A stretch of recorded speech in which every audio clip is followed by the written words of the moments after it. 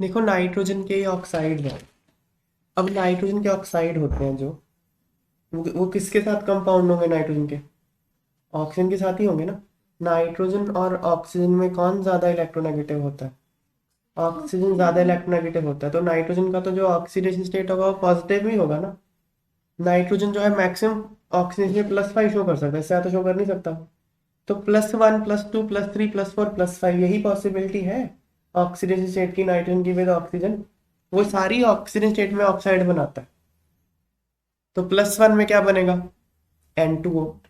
+2 में NO, +3 में N2O, 3 +4 में NO2। N+4 में तो होते हैं कि NO2 के N2O4। एक्चुअली N2O4 कुछ नहीं होता, दो NO2 जुड़ जाते हैं। NO2 का डाइमर ही होता है N2O4, फिर N2O5। तो ये पांच इसके 6 हो गए, मतलब पांच, लेकिन इसके ऑक्साइड्स हैं। इसको लाफिंग गैस कहते हैं। नाइट्रस ऑक्साइड को लाफिंग गैस कहते हैं। तो एक तो इनके नाम हो गए याद, इनकी ऑक्सीडेशन नंबर हो गई याद। फिर उसके बाद आप याद करोगे इनका केमिकल बिहेवियर और उनकी अपीयरेंस। देखो, 3 ऑक्साइड आपके सिलेबस में ऐसे हैं जो आपको याद रखना, न्यूट्रल है। कौन कौन से? CO, N2O और NO। ये तीनों न्यूट्रल ऑक्साइड्स है तो नॉन मेटल के ऑक्साइड, पर ये न्यूट्रल है। न्यूट्रल का मतलब क्या होता है? ना तो ये एसिड के साथ रिएक्ट करे ना बेस के साथ रिएक्ट करे। हालांकि कार्बन मोनोऑक्साइड ना NOH के साथ रिएक्ट कर जाता है हाई प्रेशर टेम्परेचर पे, पर चलो वो तो अलग बात है, नॉर्मली नहीं करता। तो इनमें से न्यूट्रल कौन से हो गए? ये दो हो गए न्यूट्रल। Neutral neutral. बाकी के क्या होंगे? बेसिक होंगे। बाकी के क्या होंगे? एसिडिक होंगे। नॉन मेटल के ऑक्साइड है, बाकी सारे एसिडिक होंगे। कौन सी बड़ी बात है इसमें? एसिडिक एसिडिक एसिडिक, ठीक है। तो इनकी पहले तो नेचर याद होगी, फिर इनका कलर याद करना है। देखो ये है कलरलेस, ये है कलरलेस। ये तो ब्राउन गैस है, तो बहुत फेमस गैस है NO2। ये बहुत सारे टेस्ट में आती है। बहुत सारे टेस्ट होते हैं केमिस्ट्री के, उसमें जब ब्राउन गैस आते हैं ना, या तो ब्रोमीन के पेपर्स होते हैं या NO2 होती है। मोस्टली NO, क्योंकि नाइट्रोजन होता है तो उसमें NO2 ही होता है फिर। ठीक है। तो NO2 ब्राउन गैस है, तो स्पेशल बात है याद रखनी है। बाकी कौन है? बाकी तो सारे कलरलेस ही है। देखो, कलरलेस कलरलेस कलरलेस, सारे कलरलेस है, बस एक ब्लू सॉलिड है N2O3। 3 वाला अलग ही है। N2O3 ब्लू सॉलिड है। हो जाएगा यार।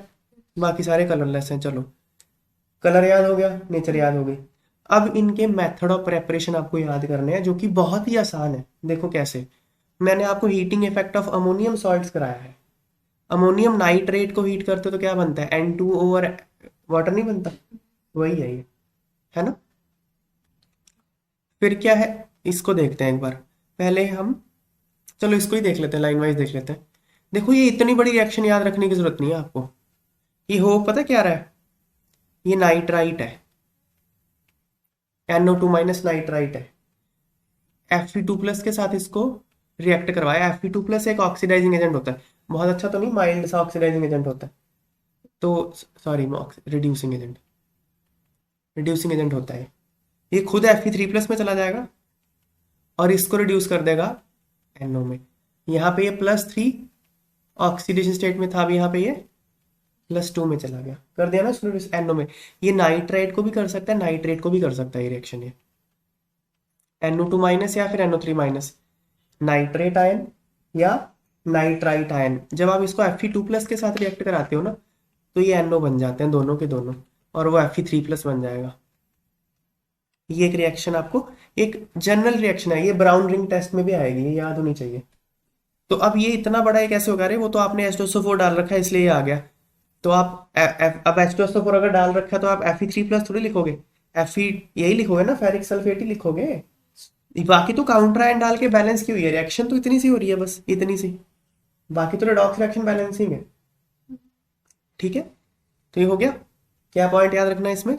नाइट्राइट या नाइट्रेट को Fe2+ रिड्यूस करके NO बना देता है। ठीक है। दूसरा भी हो गया। चलो, तीसरा। तीसरा तो बहुत सिंपल है। देखो, +3 बनाना है ना आपको। +3 बनाना है, +2 और +4 को जोड़ दो बस। देखो, NO और NO2 को जोड़ दो, क्या बन गया? N2O3 नहीं बन गया? लेकिन यहाँ बस चक्कर ये है कि NO2 जो है वो डाइमर की फॉर्म में होता है। NO2 डाइमर की फॉर्म में होता तो 2 लग जाएगा, सब जगह 2 से मल्टीप्लाई कर दो। ये क्या है? N2O4 बन गया। N2O4। तो ये N2O4 लिखा हुआ है, कुछ नहीं है, 3 बनाना है, 2 और 4 को जोड़ दो, बन गया, सिंपल सा है। फिर आ गया, ये तो भाई बहुत ही सिंपल है। NO2 अगर बनाना है ना, ये तो नाइट्रेट्स का हीटिंग इफेक्ट होता है। आप कोई भी नाइट्रेट उठा लो पीरियोडिक टेबल में, कोई मर्जी, उसको हीट करो, क्या बनेगा? ऑक्साइड बनेगा, NO2 बनेगा, O2 बनेगा, कोई मर्जी नाइट्रेट हो। हाँ, इसमें एक्सेप्शन होते हैं ग्रुप 1 के nitrates, except group 1 nitrates. Sodium group 1 में भी लिथियम एक्सेप्शन नहीं है, लिथियम ये देगा, लिथियम ये देगा। उसके अलावा सोडियम, पोटाशियम, रुबिडियम, सीजियम, वो नाइट्राइट और O2 बनाते होते हैं, वो एक्सेप्शन है। बाकी किसी भी नाइट्रेट को हीट करोगे, ऑक्साइड, NO2 और O2 मिलता है। इसमें फिर एक और एक्सेप्शन भी है, मरकरी का नाइट्रेट और सिल्वर का नाइट्रेट, इसको नहीं करना, क्योंकि इसको हीट करोगे तो ऑक्साइड की जगह मेटल मिलेगा आपको, ये अनदर एक्सेप्शन है। ये नाइट्रेट्स का सारा मैंने ही बता दिया। मैं इसका भी रीजन बता देता हूँ, क्योंकि देखो एक बार तो मान लो आपने इसको हीट किया, एक बार तो मिल जाएगा आपको सिल्वर ऑक्साइड, O2 NO2, एक बार तो मिल जाएगा, पर सिल्वर का ऑक्साइड ना स्टेबल नहीं होता, ऐसे ही मरकरी का ऑक्साइड स्टेबल नहीं होता, ये टूट जाएगा फिर से, ये फिर से टूट के सिल्वर बना देगा, सिल्वर और O2, इसलिए आपको मेटल ही मिलेगा, ऑक्साइड नहीं मिलने वाला। मरकरी का ऑक्साइड नहीं मिलता, सिल्वर का ऑक्साइड नहीं मिलता, ठीक है। तो नाइट्रेट्स का हीटिंग इफेक्ट अगर हमको, नाइट्रेट तो हमने लिया है ना शुरू में, नाइट्राइट कहाँ पे? नहीं नहीं सर, नहीं कंफ्यूजन हो गई थी वो NO2 सीमेंट। तो ये देखो, अब आपने लेड नाइट्रेट लिया, लेड नाइट्रेट को अगर आप हीट करोगे, NO2 लेड ऑक्साइड और O2 मिलेगा, तो ये NO2 की प्रेपरेशन हो गई। N2 तो बहुत सिंपल है, NO2 को कूल कर दो, NO2 को कूल कर दो, तो इसका डायमर बन जाता है। ये अगेन वेरी सिंपल, आपने ये पढ़ा होगा, ये डिहाइड्रेटिंग एजेंट है, पढ़ा ना ये? मैं आपको बताता हूँ कहाँ पढ़ा है, कार्बोक्सिलिक एसिड चैप्टर में, उसकी रिएक्शन जब हम पढ़ रहे थे, तो 2 कार्बोक्सिलिक एसिड लेते हो तो वो जुड़ के एनहाइड्राइड नहीं बना देते, उसमें एक डिहाइड्रेटिंग एजेंट P4O10 होता है ना, ये डिहाइड्रेटिंग एजेंट है। HNO2 में से पानी चूस लो, क्या बन जाएगा? देखो, N2O5 और HNO3, इसमें क्या फर्क है? इसमें भी नाइट्रोजन +5 है, इसमें भी नाइट्रोजन +5 है, ये ऑक्साइड है, ये उसका ऑक्सी एसिड है, ये है ना। ऑक्साइड और ऑक्सी एसिड में क्या फर्क होता है? वाटर का तो फर्क होता है ना। तो अगर आप इसमें से वाटर निकाल दोगे तो इस ऑक्सी एसिड का ऑक्साइड ही बनेगा, वाटर निकालने से ऑक्सीडेशन नंबर थोड़ी चेंज होता है। तो ये +5 वाला ऑक्सी एसिड है, ये +5 वाला इसका ऑक्साइड बन गया, इसने इसकी डिहाइड्रेशन कर दी और खुद बन गया मेटाफॉस्फोरिक एसिड। याद रखना, ये P4O10 पानी लेके ये ऑक्साइड है, P4O10 वो पानी लेके खुद तो एसिड बन जाएगा ना, ऑक्सो एसिड, तो ये क्या बन जाएगा? Meta phosphoric acid. तो ये इनके सबके मेथड ऑफ प्रेपरेशन, इनकी केमिकल बिहेवियर और ऑक्सीडेशन नंबर हो गई, ये याद कर लेना। नाइट्रोजन के ऑक्साइड्स की रेजोनेटिंग स्ट्रक्चर बहुत बार पूछी जाती है, तो वो एक बार देख लो। ये N2O है ना, ये NO है, NO ना ऑड इलेक्ट्रॉन मॉलिक्यूल है, बड़ा होता है। ये जो ऑड इलेक्ट्रॉन मॉलिक्यूल्स होते हैं इनका ऑक्टेट नहीं पूरा हो सकता, क्योंकि नंबर ऑफ इलेक्ट्रॉन्स है ही ऑड। नाइट्रोजन में कितने इलेक्ट्रॉन है? आउटर मोस्ट में 5, ऑक्सीजन आउटर मोस्ट में 6, 11 हो गए ना। अब 11 का करके जोड़ियां कैसे बनाओगे, पेयर्स कैसे बनाओगे? तो ऑक्टेट कभी पूरा नहीं हो सकता किसी एक आध एटम का। जैसे यहाँ देखो, इनकी स्ट्रक्चर ये है, देख रहे हो नाइट्रोजन के पास कितने इलेक्ट्रॉन हो गए आउटर मोस्ट में? 7 ही हो गए ना अब तो ये ऑड इलेक्ट्रॉन मॉलिक्यूल है, इसका ऑक्टेट नहीं पूरा। फिर ये आ गया N2O3, ये आ गया, ये तो चलो इसकी स्ट्रक्चर ही है, इसके रेजोनेटिंग स्ट्रक्चर है सारी। फिर NO2 again odd electron molecule है। इसमें देखो नाइट्रोजन के पास कितने आउटर मोस्ट में 5, ऑक्सीजन के पास 6 होते हैं, दो तो हो गए 12, 17 हो गए। 17 का मतलब है टोटल इलेक्ट्रॉन ही 17 है, आप कैसे पेयर कैसे करोगे? तो ऑक्टेट पूरा नहीं हो सकता। यहाँ पे देखो नाइट्रोजन का ऑक्टेट फिर से नहीं पूरा, एक इलेक्ट्रॉन बच गया ना ऑड इलेक्ट्रॉन। ये पैरामैग्नेटिक है सारे, ये भी पैरामैग्नेटिक और ये भी पैरामैग्नेटिक है, क्योंकि इसमें एक अनपेड इलेक्ट्रॉन बच गया। फिर ये क्या है, इन दोनों को जोड़ दो, ये नाइट्रोजन का एक इलेक्ट्रॉन यहाँ दिख रहा है ना आपको, यहाँ पे एक, इन दोनों को जोड़ दो तो N2O4 बन जाएगा, ऐसे डायमर बन गया इसका। फिर N2O5 इसके बीच में एक ऑक्सीजन इंसर्ट कर दो तो N2O5 बन गया। ये इनकी रेजोनेटिंग स्ट्रक्चर्स होती हैं।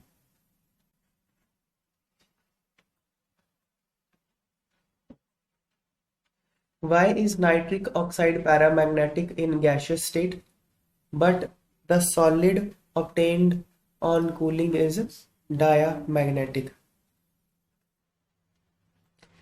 यहाँ पे ना नाइट्रोजन डाइऑक्साइड करने वाला है।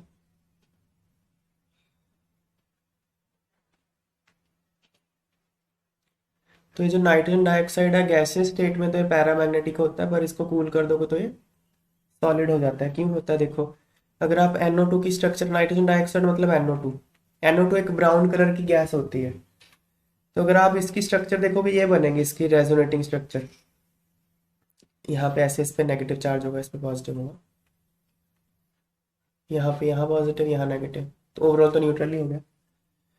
तो अब आप, क्योंकि इसमें एक अनपेयर्ड इलेक्ट्रॉन है इसलिए ये पैरामैग्नेटिक है, पर अगर आप इसको कूल करोगे तो ये डाइमराइज कर जाएगा इस तरह से, दो NO2 मिलके N2O4 बना देंगे, इस तरह से डाइमराइज कर जाएगा ये है ना, ये एक इलेक्ट्रॉन इसका एक इलेक्ट्रॉन इसका, ये जुड़ के ऐसे यहाँ बॉन्ड बना देंगे, तो इसका अनपेयर्ड इलेक्ट्रॉन खत्म हो गया। तो यहाँ पे ये इसके रेजोनेटिंग स्ट्रक्चर बन रहे हैं। तो क्योंकि इसमें कोई अनपेयर्ड इलेक्ट्रॉन बचा नहीं तो ये डायमैग्नेटिक हो जाता है। Nitric acid forms an oxide of nitrogen on reaction with P4O10। Right the reaction. Nitric acid P4O10 के साथ रिएक्ट करके N2O5 और मेटा फॉस्फोरिक एसिड बनाता है। रिएक्शन याद रखनी है क्योंकि ये एक डिहाइड्रेटिंग एजेंट है। तो ये क्या करता है, यहाँ से वाटर निकाल के इसका एनहाइड्राइड बना देगा। नाइट्रिक एसिड का एनहाइड्राइड कौन होता है, N2O5। इन दोनों में ही नाइट्रोजन +5 ऑक्सीडेशन स्टेट में होता है। तो आ गया, बस इसकी स्ट्रक्चर बना दी हमने। फिर ये देखो इसकी स्ट्रक्चर होती है N2O5 की। On heating lead nitrate gives a brown gas A. Lead nitrate को हीट करते हो तो एक ब्राउन गैस मिलती है, वो ब्राउन गैस ये है, NO2 है ना।